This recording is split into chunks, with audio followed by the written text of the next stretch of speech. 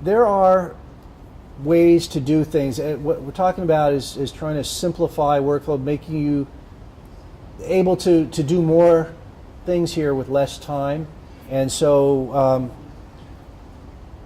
you can create presets that will replicate certain situations that you have on a repeated basis, and you can create your own, and you can share them, you can import them.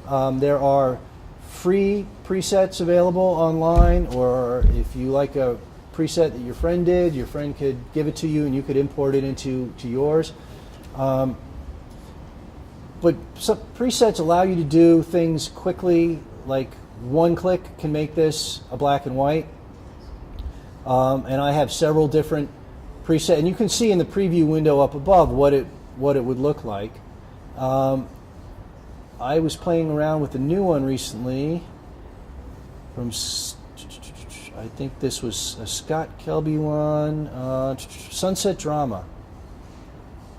One click and it did that.